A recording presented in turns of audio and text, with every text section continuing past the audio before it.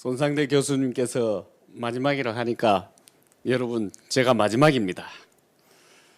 애국 동지 여러분 그리고 당원 동지 여러분, 엊그제가 추석이었는데 고향에는 편히 다녀오셨습니까? 추석 연휴 내내 화천대유 그걸로 날새도 오진 않았습니까? 아무튼 이번 추석 기사가 화천대유 하세요 하면은 천하동인 하세요, 그게 답이랍니다. 굳이 해석하자면은 일확천금 대박 나세요 라는 인사에 편하게 돈 많이 버세요 라는 답례였다고 합니다. 그 통에 문재인이 어디 갔는지, 문준용이가 양구에서 또 7천만 원을 지원받았느니, 주사파 정권 4년간 50년 만에 기업이익이 1000- 성장을 했느니, 박지원과 조성은의 썸씽이 어찌 되었느니 싹 다 묻혀버렸습니다. 세상은 참 요지경이 되어버렸습니다. 국민들은 속이 타고 말라가는데 대통령이라는 자는 미중 패권 전쟁이 갈수록 치열해지고 세계 질서는 이제 냉전시대 이상으로 치닫고 있는데, 유엔에서 동맹인 미국 편은 안 들고 현 세계 질서가 잘못되었다느니 뭐니 하면서 중국 편을 들면서 반미, 친중, 친북 노선을 노골적으로 드러냈습니다. 뿐만 아니라 미군 철수선언이나 다름없는 종전선언 제안을 외치고 자빠졌으니 이 나라가 과연 온전하다고 하겠습니까? 전쟁이 끝났는데 미군이 주둔할 이유가 없다는 논리를 제공해 주겠다는 선언이 왜 우리 대통령 입에서 나와야 합니까? 여기에 여당 대표, 외교부 장관이란 작자까지 한 목소리로 헛소리를 해대고 있으니 이 나라는 과연 어디로 가야 합니까? 미중 패권 전쟁이 한창인 시기에 그것도 억지로 미국 한복판인 유엔까지 가서 동맹인 미국을 자극하며 해야 하느냐 이 말입니다. 국민을 도박판에 한복판에 몰아넣는 일 아닙니까? 여기에 화답이라도 하듯이 7시간 만에 김여정이 적대시 정책 철회를 전제로 종전선언은 흥미있고 재미있는 제안이라고 좋은 발상이라고 하며 압박했습니다. 김여정의 한마디에 울고 웃는 이 정부, 대한민국 정부 맞습니까? 정말 어이가 없습니다. 어제는 대중전선의 쿼드 4개국 정상들이 첫 대면 회담에서 중국을 견제하기 위해서 인도 태평양 지역을 넘어서 위성 데이터 공유, 고위직 사이버 협의체를 만들기로 하는 등 우주 분야까지 협력을 확대키로 합의했습니다.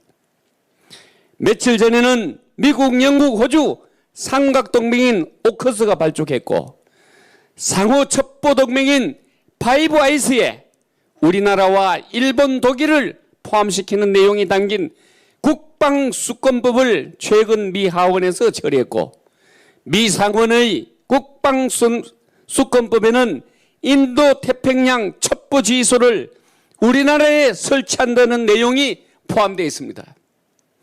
그러나 자유민주주의 진영 반중연대에 우리만 친중 종북으로 국민정서와 세계질서 재편에 역행하면서 국익을 해치고 벼랑 끝으로 가고 있는 것이 현실입니다. 지금 세계는 냉전체제 종식 이후 미국 일강체제가 도전받는 가운데 자유민주체제와 공산독재체제의 냉전 2.0이라 불리우는 미중 패권 전쟁이 치열하게 진행되고 있는 이 마당에 우리는 시시각각으로 국가 명운이 걸려있는 선택을 해야 할 중차대한 시점에 와 있습니다. 즉 우리가 공산독재의 노예가 될 것이냐, 자유민주 진영의 선봉이 될 것이냐, 다시 말씀드리면 국력 상승의 기회냐, 국가 몰락의 위기냐, 구한말의 상보다 더 큰 선택의 기로에 서 있다는 것입니다. 한 가지 반가운 소식은 며칠 전에 미 행정부에서 한미 상호 방위 조약이 체결된 10월 1일을 US 코리아 얼라이언스 데이, 즉 한미 동맹의 날로 제정하고 미국의 공식 국경일로 선포했습니다.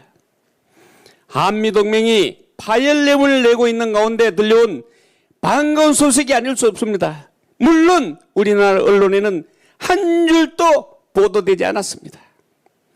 이젠 우리만이라도 우물한 깨구리 신세가 되지 말고 지구촌이 돌아가는 상황과 우리가 처해 있는 위치를 알고 정부가 대국민 사기극과 남북 대선 쇼를 하지 못하게 함께 고민하고 대응해야 합니다. 한편 국내 문제로 눈을 돌려보면은 언제 터질지 모르는 빚 폭탄 230조 원에 자영업자, 기업, 부동산, 주식에 영끌이한 청년층의 위험한 대출이 시한폭탄이 되어서 째깍째깍 돌아가고 있는 가운데 극단적 선택을 한 마포 맥주집 사장처럼 코로나 직격탄을 맞은 자영업자 수가 수만 명이나 되는데도 매파 논란에도 불구하고 국민 88% 재난지원금 11조 원은 속도전으로 처리하면서도 포가 안 되는 자영업자 대책은 질질 끌고 있습니다. 탈원전 하더니 드디어는 내달부터 한전이 전기요금을 가구당 월 1,050원 올린답니다. 값싼 전기요금이 우리의 주요 경쟁력이었는데 이놈의 탈원전 청구서가 언제 오나 했더니 미루고 미루다 이제야 도착했습니다. 이게 다가 아닙니다. 탈원전 하면서 LNG 발전 비중을 20%에서 29%로 늘리고 원전은 30%에서 23%로 떨어뜨리는데 국제 LNG 가격이 3배나 뛰면서 한전이 더 이상 버티지 못하고 8년 만에 전기료를 올리게 된 것입니다.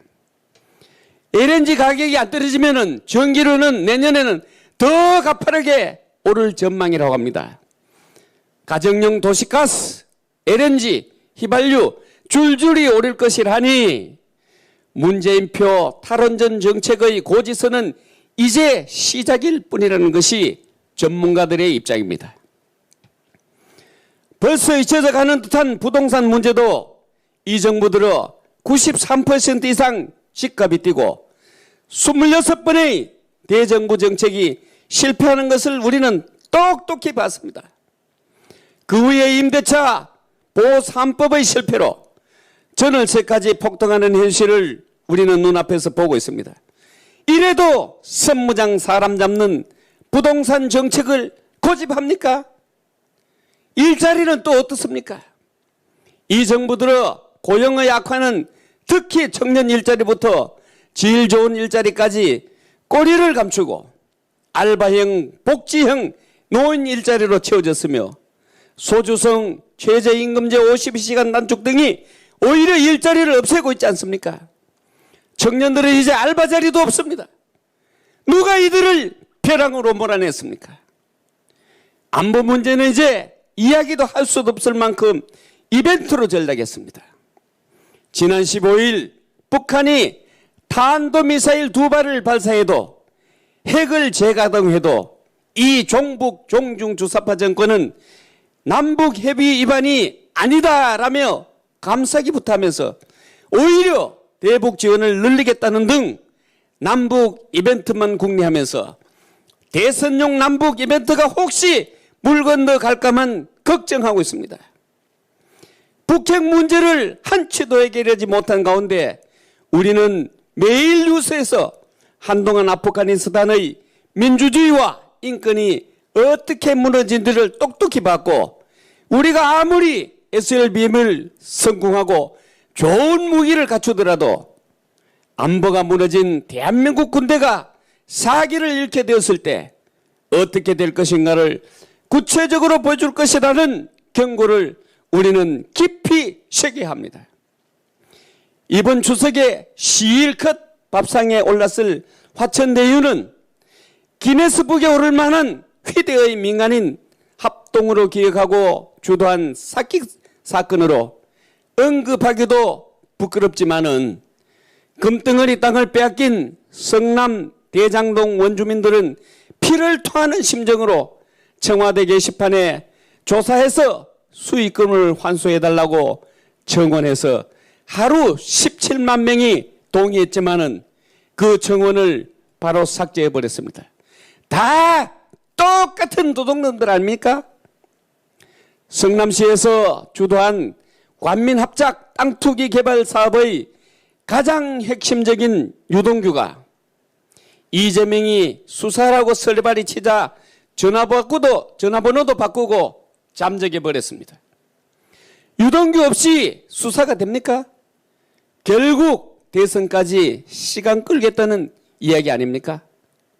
이 자들은 추후 분명히 큰 사건으로 터질 것을 알고 힘 좀 쓴다는 자들을 한 자리씩 줘 앉혀놨는데 그 면면을 보면은 이재명의 무죄 때린 권순일이 박근혜 대통령을 특검하고 온갖 죄를 뒤집어 씌운 박영수, 자기를 검찰총장에 임명한 박근혜 대통령을 구속하라고 목소리 높인 김수남 등등 그것뿐이겠습니까?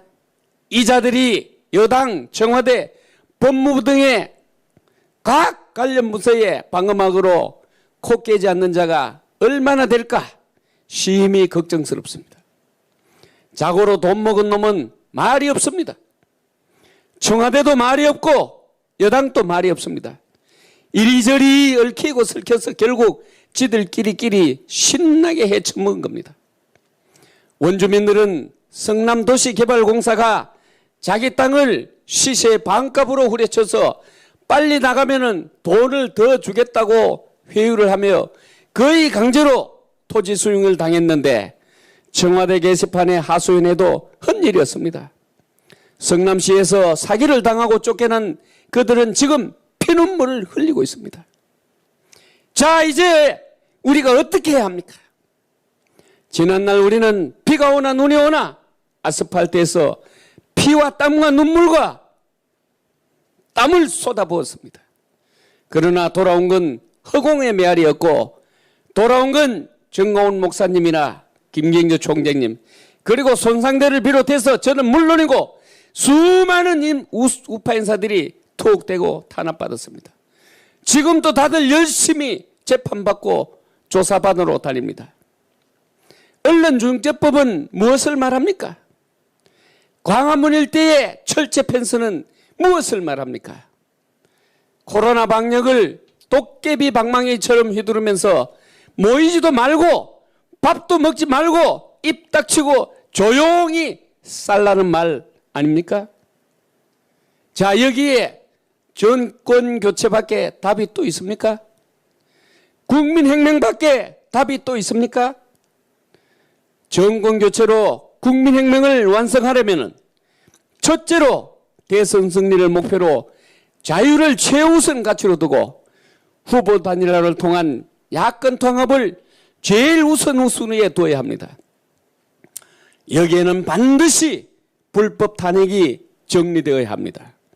체제 탄핵에 희생되어 아직도 구속되어 있는 박근혜 대통령은 반드시 무죄 석방하고 명예회복이 되어야 합니다.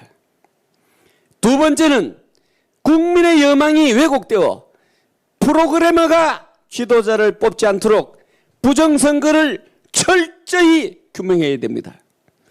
부정선거를 반드시 규명해서 처벌하고 아예 부정선거는 엄두도 내지 못하게 해야 합니다. 부정선거 규명 없이 다음 대선은 생선가게를 고양이에게 맡긴 거나 마찬가지입니다. 세 번째는 후방을 튼튼히 해야 합니다.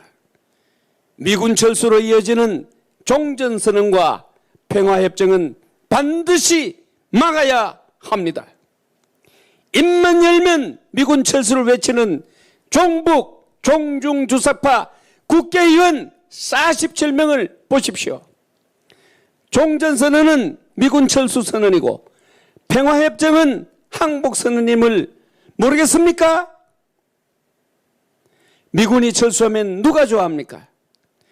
여기에 역행하는 사람은 누구라도 가차없이 내쳐야 합니다. 동시에 법치와 공정을 기본 철학으로 과학기술에 기반한 미래 비전으로 국민에게 희망을 주는 정책을 내놔야 합니다. 승리는 다가오는 것이 아니라 우리가 만들어가야 합니다. 오늘날 이 사태를 누가 만들었습니까? 자유민주 체제 시장경제를 망가뜨리고 세계질서 재편 과정에서 제외되면 그 결과를 누가 감당해야 합니까? 바로 우리 후손이 감당해내야 하는 것 아닙니까? 우리 자손들이 북한 체제에서 살기를 원하십니까? 희망을 잃은 2030의 분노는 하늘 끝까지 치솟아 있지만은 누가 그것을 걱정하고 대변해 줍니까? 바로 국민혁명당입니다. 12대 정책 공약이 바로 그것입니다. 더 이상 망설이지 맙시다. 발을 동동 구르지도 맙시다. 행동하지 않으면 아무 소용없습니다. 조직되지 않으면 아무 소용없습니다. 우리가 해냅시다. 이번 대선에서는 반드시 정권 교체를 해야 합니다. 이번에 승리해야 이 나라가, 이 국민이 살아납니다. 우리의 희망인 젊은이들의 미래를 보장하고 배나라를 수용하며 자유의 가치와 그들의 분노를 담아낼 수 있는 국민혁명당이 지금 그 일을 해내고 있습니다. 1천만 당원에 즉시 가입해 주십시오. 아직도 망설이고 계십니까? 즉시 가입해서 함께 갑시다. 그 길만이 국민혁명을 완성하는 길이고 그것이 시대가 주는 마지막 사명인 국민혁명이며 우리가 완수해야 될 임무입니다. 비록 짐이 무겁고 길이 힘들더라도 우리는 함께 해내야 합니다. 우리는 함께 해낼 수 있습니다. 함께 해냅시다. 우리 다 같이 승리의 그날까지 다시 한번 다짐합시다. 나가자. 싸우자. 이기자. 감사합니다.